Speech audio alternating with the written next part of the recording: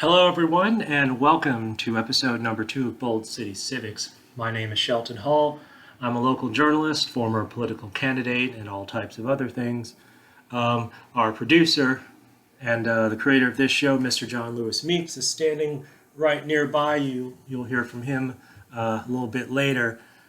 Today's episode focuses on laws. We've all seen the old "how a bill becomes a law" thing from television. And so we're going to take this opportunity to talk a little bit about how that process works, not just here in Northeast Florida, specifically Jacksonville, but also on the state level and perhaps a national and international level too. We might save that for episode 3. We'll see. First and foremost, as we talk about the local aspects of this, remember that we are taping here in Jacksonville, Florida. This is our hometown. Northeast Florida, of course, contains a lot of different places like Fernandina, St. Augustine, the beaches, etc. that each have their own particular way of doing things. And of course, whatever city you may be at right now, whether it's New York, Chicago, Detroit, San Francisco, every local political system has their own special way of doing things and their own special people that are the special reasons why these special things are done.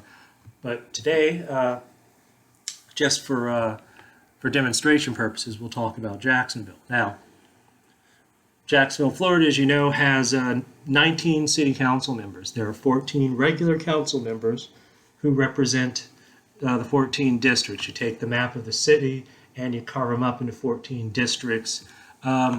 And population size and the landmass size, that changes regularly based on census data. We'll be dealing more with that probably next year. And there are also 5 at-large districts, which is the same landmass but divided into 5. And whereas in the 14 regular council districts, only the people who live in those districts can vote on them.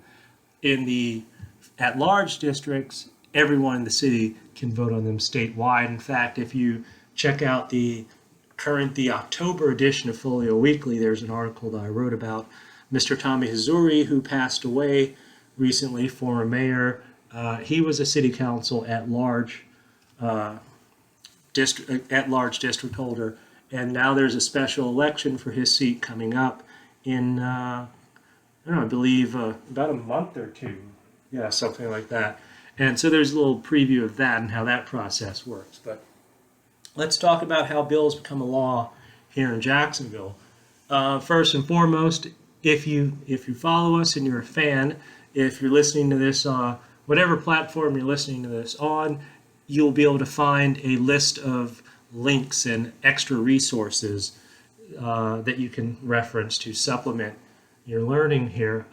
One of those will be a guide to the legislative process in the city of Jacksonville, because this is a bit more of a simplistic view.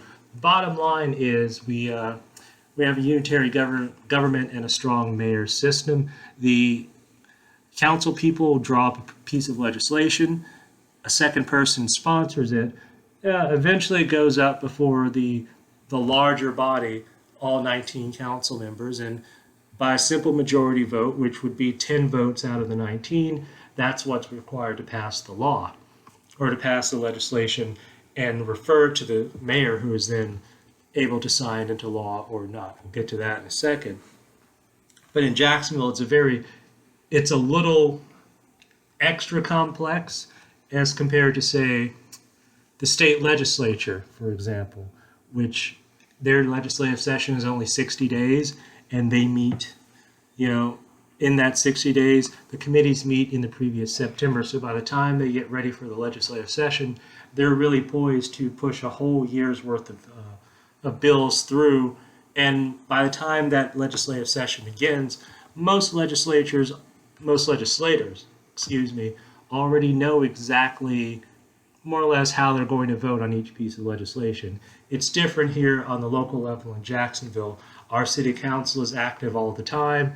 They meet. They have a full meeting every 2 weeks. Many of them are in their offices all the time. You can go up to City Hall. There's probably there's always at least 2 or 3 of them just hanging out, meeting with constituents.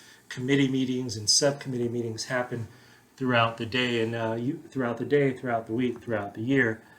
But a piece of legislation, 10 votes gets it passed, and then it gets sent to the mayor, who is currently Lenny Curry.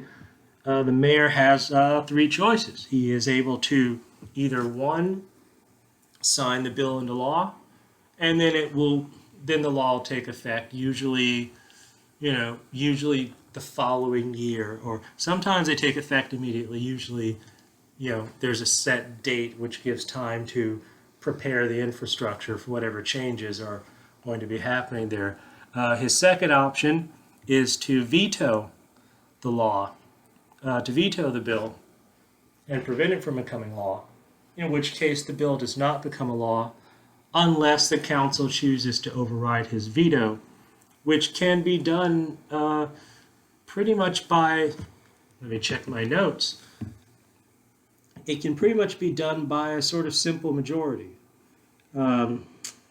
Yes, a standard majority vote of 10-9 can override the mayor's veto, which means that one fun thing about Jacksonville politics is once the city council has approved a piece of legislation and it's presented to the mayor really has no option to stop that legislation from becoming law unless he's able to flip a couple of people that already voted for the bill to then vote against the vote to override his veto, which usually involves certain types of pressures, and that doesn't happen a whole lot.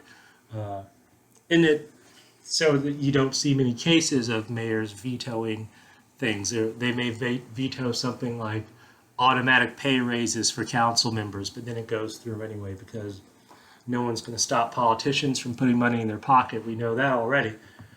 His third option, which is kind of unique to our system, is that the mayor has the option of allowing the legislation comes before him. He says, we're not going to sign this, but we're going to just let it go through. You don't even have to, it's not a direct veto. That's not a veto. It's simply saying we're just passing it through. I'm not even going to bother signing it. A good example of that would be the human rights ordinance, which, of course, first time it went around a few years ago, the previous mayor, it went to council with the expectation of an easy passage because most people supported it. But the mayor, under pressure from certain people, was able to get a couple of council people to flip their vote on it, and then it came. And then the thing to prevent the thing from coming up in front of him, so that he wouldn't have to be faced with the choice to sign it or not sign it, and all that.